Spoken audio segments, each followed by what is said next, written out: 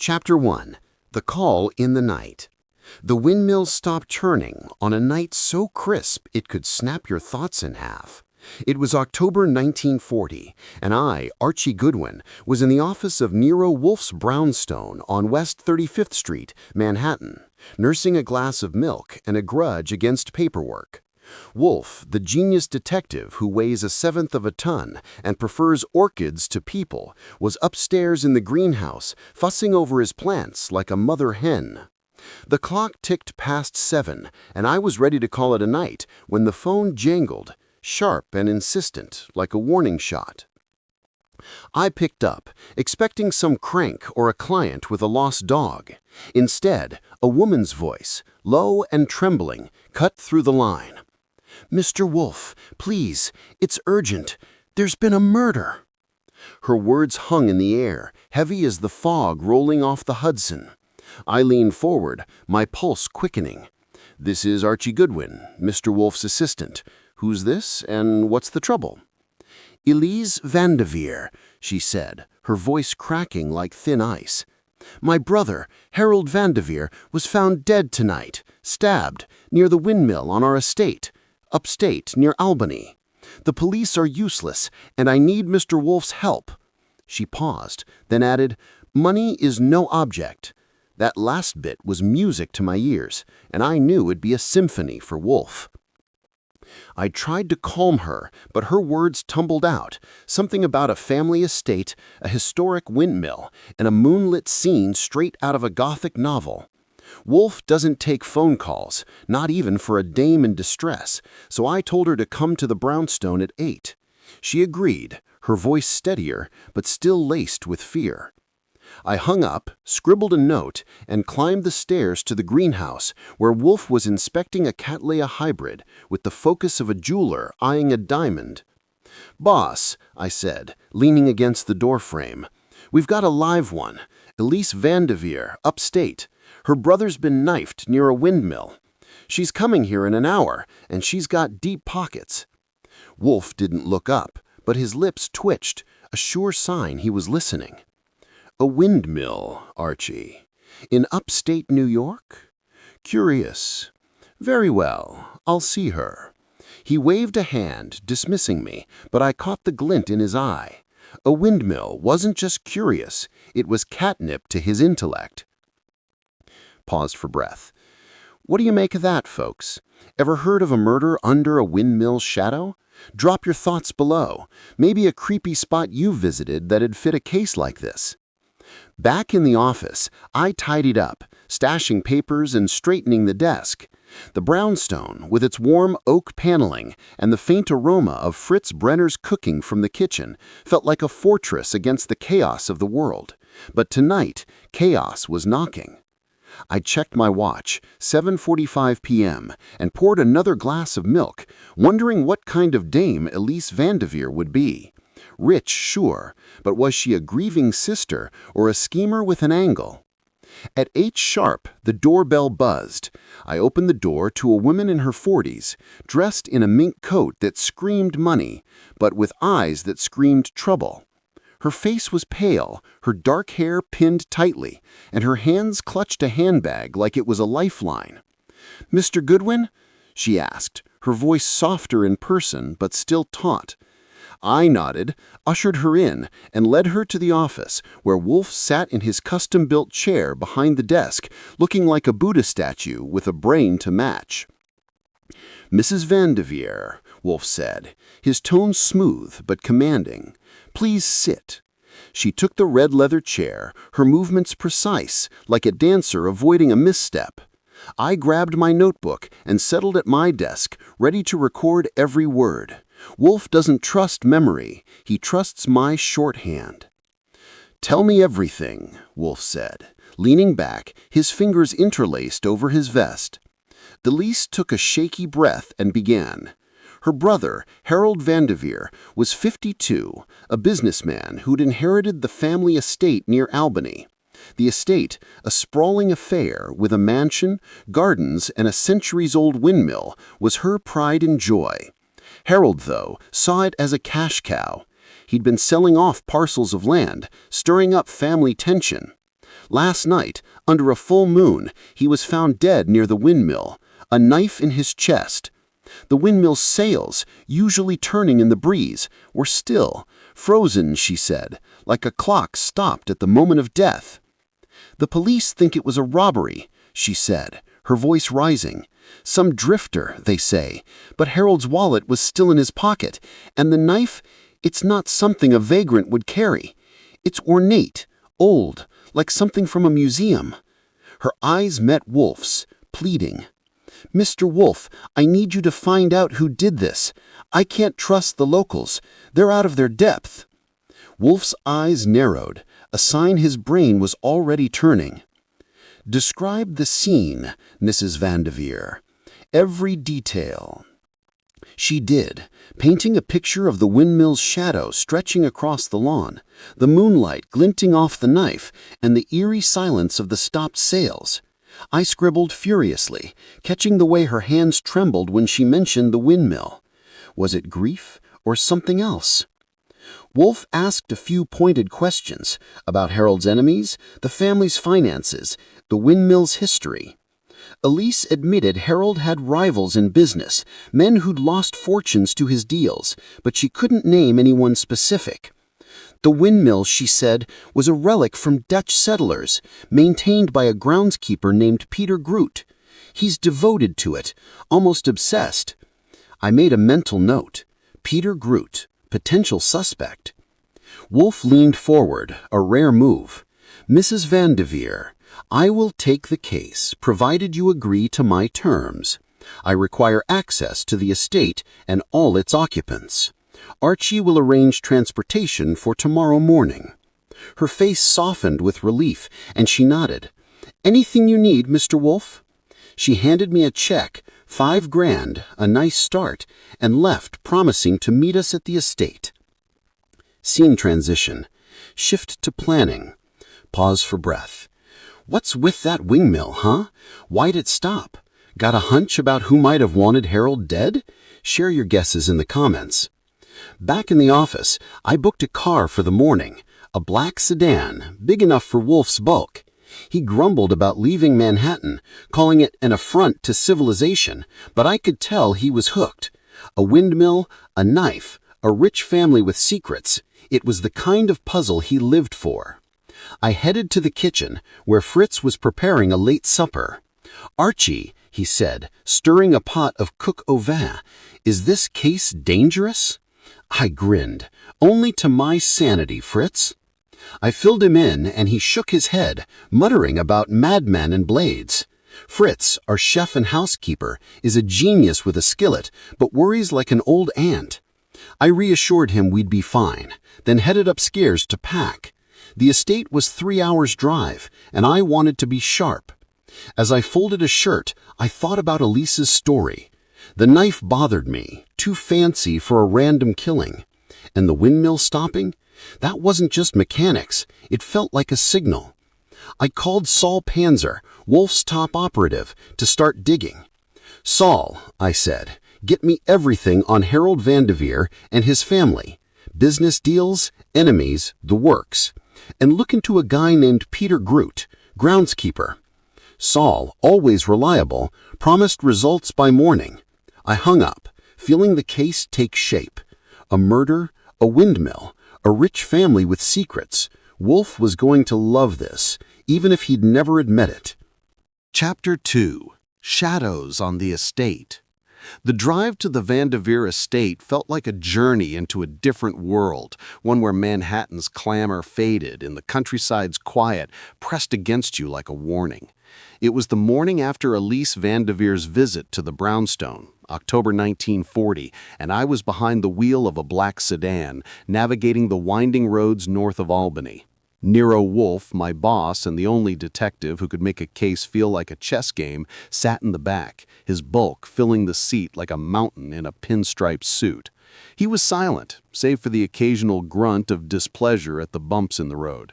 "Archie," he said at one point, his voice a low rumble, "this excursion is an affront to my comfort. The windmill had better be worth it."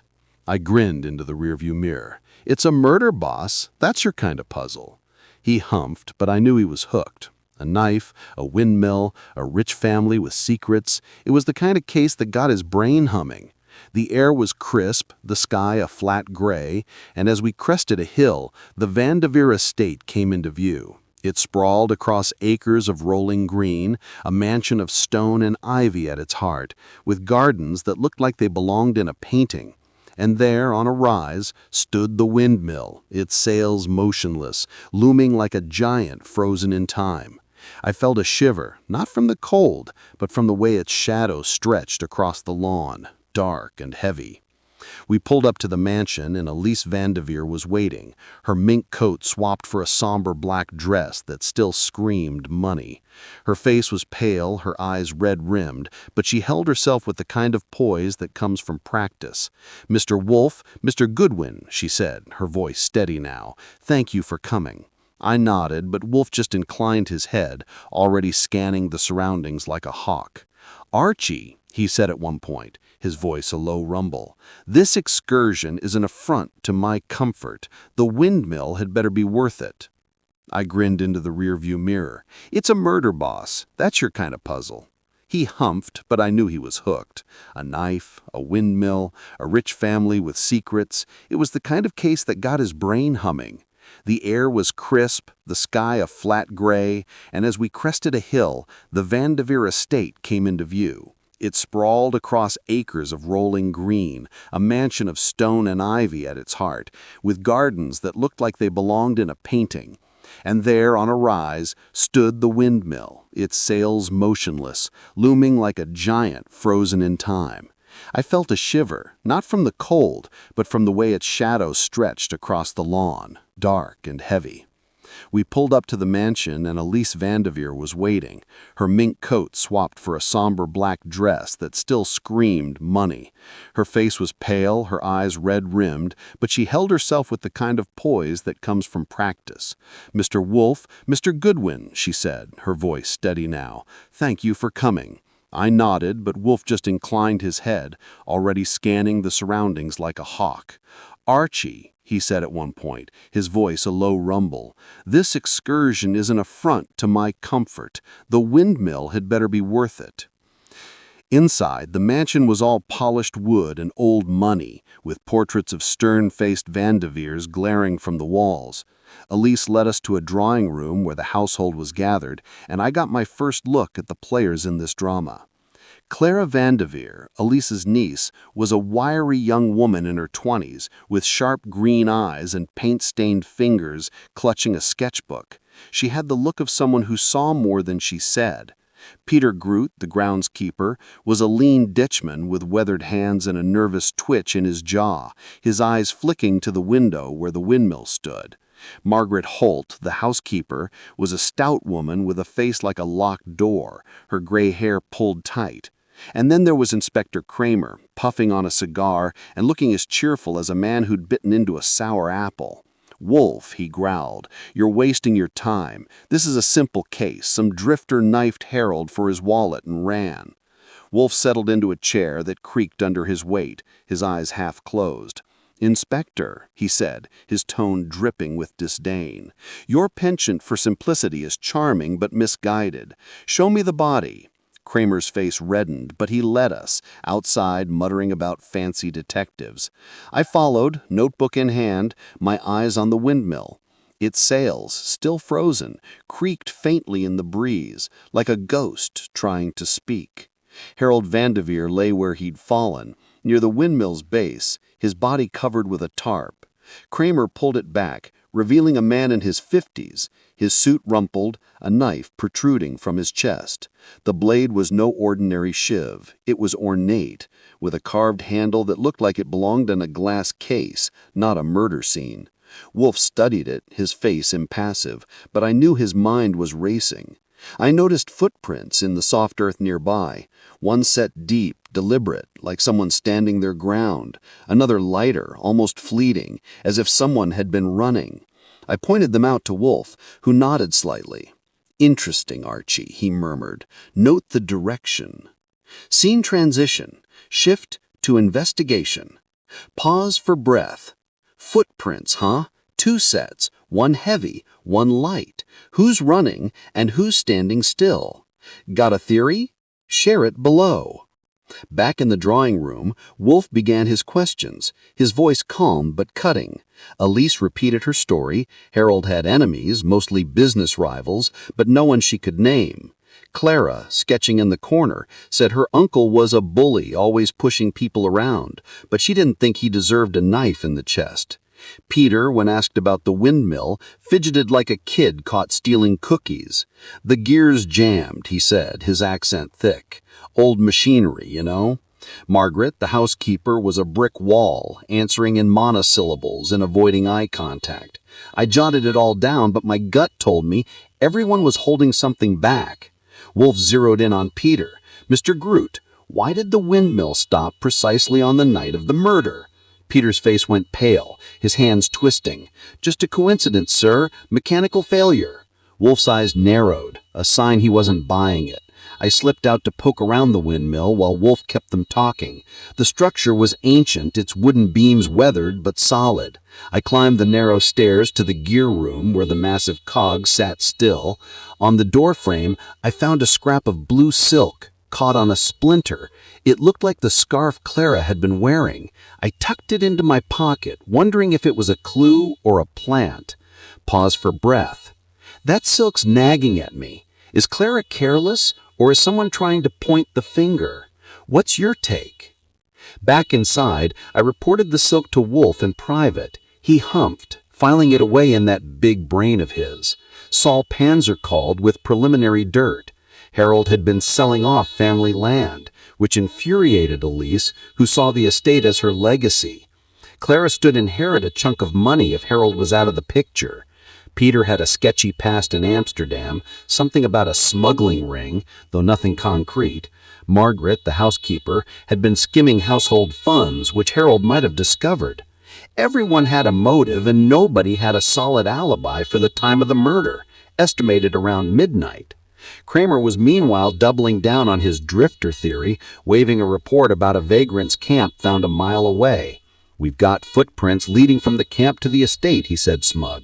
I glanced at Wolfe, who looked like he'd just been offered a plate of bad fish. "Inspector," he said, his tone dripping with disdain, "your penchant for simplicity is charming but misguided." Wolfe sent me back to the windmill to look for more clues. The sun was dipping low, casting long shadows, and the air felt heavier, like the estate was holding its breath. Inside the windmill, I found a loose floorboard near the gears, revealing a small compartment, empty, but the dust inside was disturbed, like something had been taken recently. I made a note to tell Wolfe, my mind racing. A hidden stash? A weapon? Or just another red herring? Chapter 3, Threads and Tangles. The Vanderveer estate had a way of making you feel watched, as if the windmill's still sails were eyes tracking your every move. It was late afternoon, the second day of our investigation, October 1940, and the air carried a chill that sank into your bones. Nero Wolfe, my boss and the only man I'd bet on to outsmart a fox, was ensconced in the mansion's library, sipping a beer Fritz Brenner had smuggled up from Manhattan. I'd just reported the empty compartment I'd found in the windmill, and Wolfe's eyes had that gleam that meant his brain was chewing on something big. "Archie," he said, his voice low, "the windmill is not merely a backdrop. Its stillness is a message. We must decipher it." I nodded, though I wasn't sure if he meant the gears or something deeper. Wolfe's mind works like a maze, twisty, brilliant, and maddening if you're trying to keep up. I was itching to dig further, but first, we had to deal with the household, each member a puzzle piece that didn't quite fit.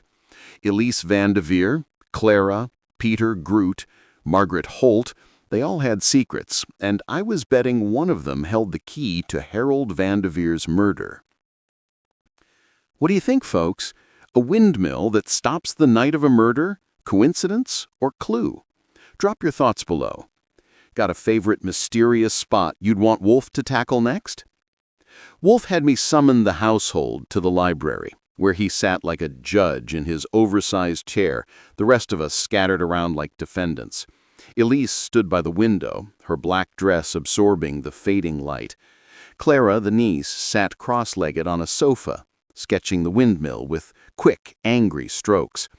Peter, the groundskeeper, hovered near the door, his hands twitching like he wanted to bolt. Margaret, the housekeeper, stood ramrod straight, her lips a thin line. Inspector Kramer, still clinging to his drifter theory, leaned against a bookcase, puffing his cigar and glaring at Wolfe. Wolfe began, his voice smooth but sharp. "Let us review. Harold Vanderveer was stabbed with an ornate knife, not a common weapon. The windmill, central to this estate, ceased turning the night of his death. These facts are not random. Mrs. Vanderveer, you mentioned Harold's business rivals. Can you name one?" Elise hesitated, her eyes darting to Clara. "Well, there was Mr. Langley from Albany. He lost a deal to Harold last year, but he's a gentleman, not a killer." Clara snorted, not looking up from her sketch. "Uncle Harold didn't make enemies, he made victims. Langley hated him, and so did half the county." Her tone was bitter, and I noted it. Was she just blunt or deflecting? Wolfe turned to Peter. "Mr. Groot, you claim the windmill's gears jammed. Have you inspected them since the murder?" Peter's jaw tightened. "Not yet, sir. Been too busy. But it's old machinery. Happens sometimes." His eyes flicked to the floor, a tell if I ever saw one. Margaret was next, and Wolfe's question was blunt. "Miss Holt, did you hear anything unusual the night of the murder?" She stiffened, her voice cold. "I was in my room, asleep. I heard nothing." Wolfe's eyebrow rose, but he let it go. I made a mental note to check her story. People who answer too fast are usually hiding something. "Who's lying here?" Peter's nervous, Margaret's too quiet, and Clara's got an edge. Got a hunch about who's got the most to hide? Share it in the comments.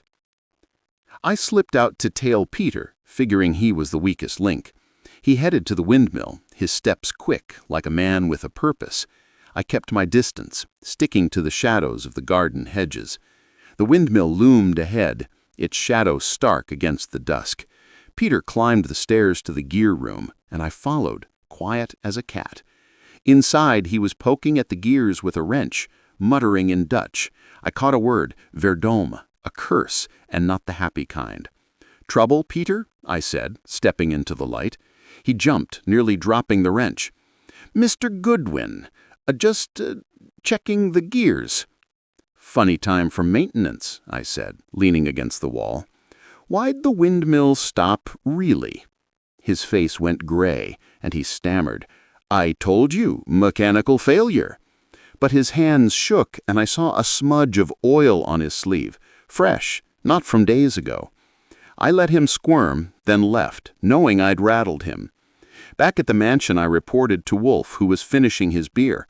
"Peter's hiding something," I said. "He's too jumpy for an innocent man." Wolfe nodded. "Good. Keep watching him. And find out what Clara was doing that night." I grabbed my coat and headed to Clara's studio, a converted barn filled with canvases and the sharp smell of turpentine. She was painting, her brush slashing across a depiction of the windmill under moonlight. "Nice work," I said, nodding at the canvas. "Were you painting the night Harold died?" She froze, then recovered. "Maybe. I paint when I can't sleep. Why?" "Just curious," I said, keeping it light. "See anything odd out there?" She shook her head, but her eyes lingered on the painting, and I noticed the date scrawled in the corner, October 1, 1940, the night of the murder. Was she establishing an alibi, or had she seen something? I pocketed that thought and headed back to Wolfe. "That painting's got me thinking. Is Clara's art a clue or a cover? What's your guess?"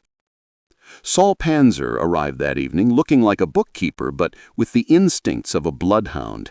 He dug up more dirt. Harold's land sales had netted him enemies, including a developer named Roger Crane who threatened him publicly. Elise, it turned out, had fought bitterly with Harold over the estate's future.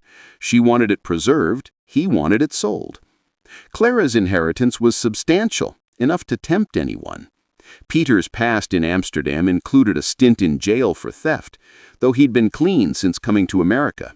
Margaret? Saul found bank records showing she'd been siphoning money from the household accounts for years.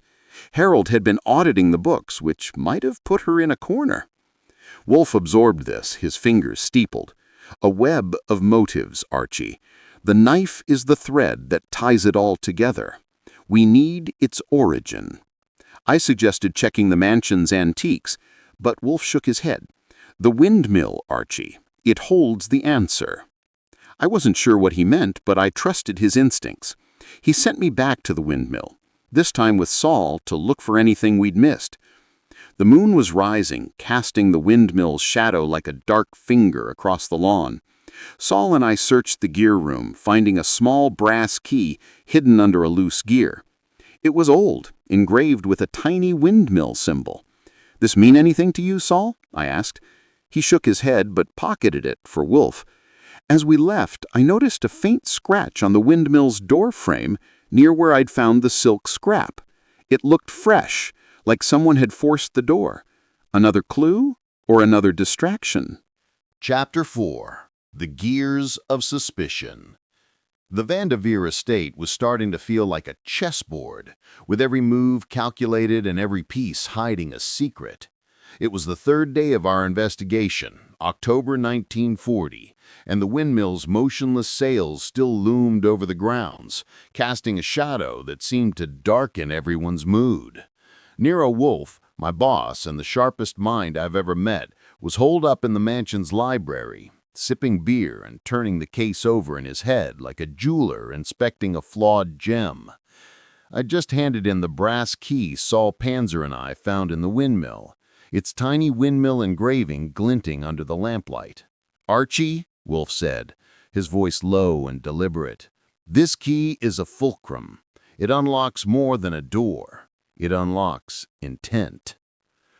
I wasn't sure what he meant, but Wolfe's cryptic pronouncements usually lead somewhere. My job was to keep digging, and I had a hunch the windmill wasn't done talking. The murder of Harold Vanderveer, stabbed with an ornate knife under a full moon, was tangled in motives, land deals, inheritances, grudges, and I was itching to unravel it. The household was a powder keg.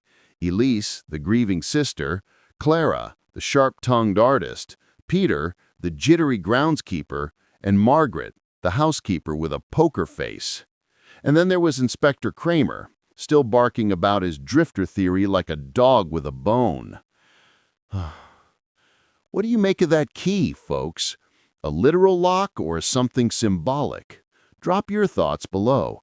Maybe a place you've been where secrets were tucked away like that key.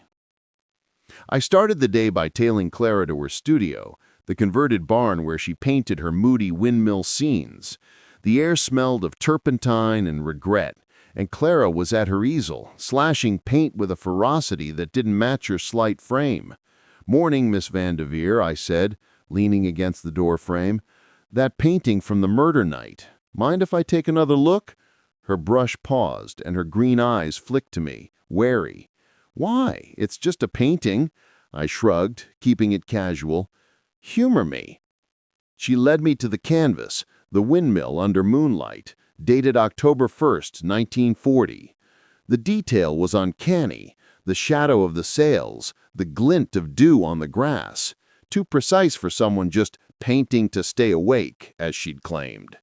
"You were out there that night, weren't you?" I asked, watching her face.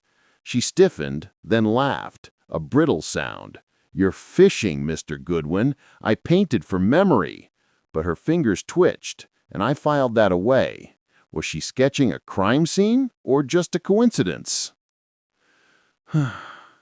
"Clara's painting is too perfect, don't you think? Is she an artist with a good memory, or was she watching something go down? Share your hunch in the comments." I headed to the windmill next, the brass key in my pocket. Peter was there, tinkering with the gears again, his hand smudged with oil. He froze when he saw me, like a kid caught raiding the cookie jar. "Mr. Glute," I said, "you're awfully devoted to this windmill. Find anything to explain why it stopped?" His eyes darted to the gears, then back to me. Just old machinery, like I said, needs constant work." But his voice cracked, and I noticed a fresh cut on his hand, barely scabbed over. "That's new," I said, nodding at it. He shoved his hand in his pocket, caught it on a gear, clumsy.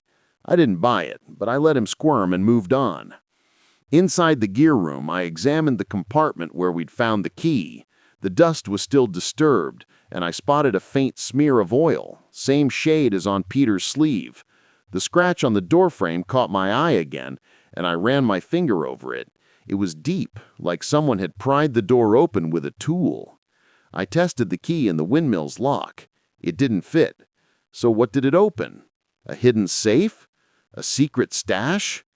I was starting to think Wolfe was right. The windmill was the heart of this case.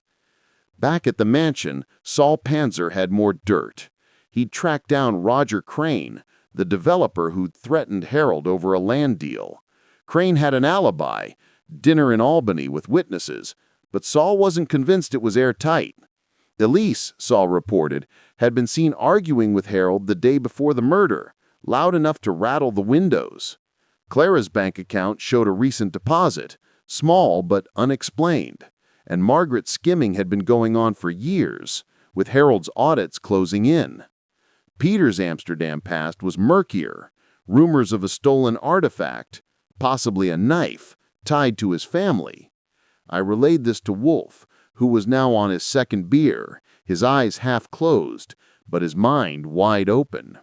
"The knife, Archie," he said. "It's not just a weapon, it's a signature. We must learn its story." I suggested checking the mansion's antiques, but Wolfe shook his head. The windmill, always the windmill. It stopped for a reason. I didn't argue. When Wolfe gets that tone, you listen. He sent me to question Margaret, figuring she might crack under pressure. "That knife's got a story, doesn't it? And what about that key? Got a wild guess about what it unlocks? Drop it below. I'm curious." Margaret was in the kitchen, scrubbing pots with a ferocity that could have stripped paint. "Miss Holt," I said, leaning on the counter, "you heard nothing the night of the murder? Not even a shout?" Her hands paused, but her face stayed blank. "I told you, I was asleep." I pushed harder. "Harold was auditing the books. That must have made you nervous." Her eyes flashed, but she said nothing, just scrubbed harder. I noticed a small keyhole on a locked cabinet in the corner. Too small for the brass key, but it got me thinking. What was she hiding? I reported back to Wolfe, who was now in the drawing room, surrounded by the household. Kramer burst in, waving a new report. "We found a blood-stained rag in that vagrant's camp. Case closed." Wolfe's lip curled. "Inspector, you mistake a smudge for a solution. That rag could belong to anyone." Kramer's face went purple, but he didn't argue. I caught Clara's eye. She was watching Kramer like a hawk, her sketchbook closed tight. Was she nervous about the rag, or something else? Wolfe turned to Elise. "Mrs. Vanderveer, did Harold keep a safe on the estate?" She hesitated, then nodded. "In his study, but it's empty. He never trusted banks." I made a mental note to check it, wondering if the brass key fit. Wolfe's questions grew sharper, probing Peter about his past, Clara about her painting, and Margaret about the household accounts. Each answer was a dodge, and the tension in the room was thickest to cut. I slipped out to the windmill one last time, the moon rising again, casting that eerie shadow. Chapter 5. The Windmill's Truth. The windmill shadows stretched across the Vanderveer estate like a dark promise, and I was starting to think it knew more than any of us. It was the evening of our third day, October 1940, and I stood in the windmill's gear room, the brass key in my hand, its tiny windmill engraving glinting under my flashlight. I'd just found a hidden panel behind the gears, and the key fit its lock like a glove. Footsteps echoed on the stairs behind me, slow and deliberate, sending a prickle down my neck. Friend or foe? I slipped the key into my pocket and turned, ready for trouble, but it was only Saul Panzer, his bookkeeper face calm but his eyes sharp. "Archie," he whispered, "Wolfe wants everyone in the drawing room, now." I nodded, heart still pounding. The panel would have to wait, but I knew it held the final piece of this puzzle. Nero Wolfe, my boss, and the only man who could outthink a labyrinth, had been piecing together Harold Vanderveer's murder, stabbed with an ornate knife, the windmill stopped, a family full of secrets. Elise, Clara, Peter, Margaret each had a motive, and the clues were piling up. Footprints, a silk scrap, a hidden compartment, and now this key. Wolfe was ready to lay his cards down, and I wasn't about to miss the show. Pause for breath. What do you think's behind that panel, folks? A murder weapon? A secret stash? Drop your guesses below. Maybe a place you've been where shadows hide the truth. We trudged back to the mansion through the chilly dusk, the windmill's silhouette looming behind us. In the drawing room, Wolfe sat like a king in his oversized chair, his bulk steady, his eyes half closed but missing nothing. The household was assembled, Elise, pale and rigid in her black dress, Clara, clutching her sketchbook like a shield, Peter, twitching like a cornered rabbit, and Margaret, her face a mask of defiance. Inspector Kramer stood by the fireplace, cigar smoldering, looking like he'd rather be anywhere else. Fritz Brenner, our chef, hovered in the doorway, ready to serve dinner once Wolfe cracked the case. The air was thick, like the moment before a storm breaks.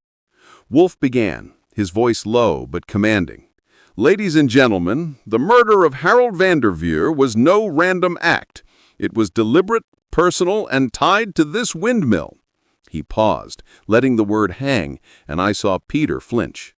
"Let us unravel the threads. A knife, ornate and rare, a windmill stopped at the moment of death, footprints, one heavy, one light, a silk scrap, a hidden compartment, and now this key."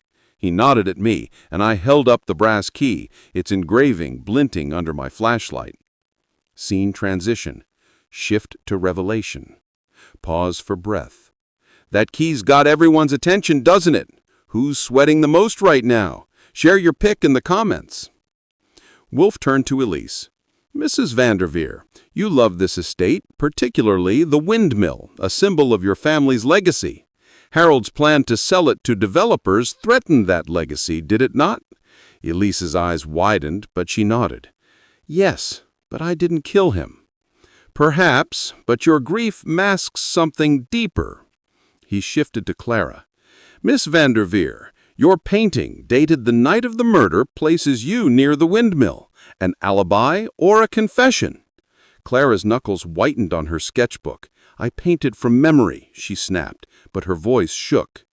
Wolfe humphed, unconvinced, and turned to Margaret.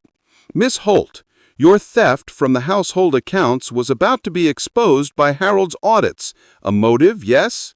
Margaret's face went red, but she stayed silent, her eyes like daggers. Finally, he fixed on Peter. "Mr. Groot, your obsession with the windmill is evident. Its gears did not jam by chance. You stopped them, did you not?" Peter's face crumpled, his hands trembling.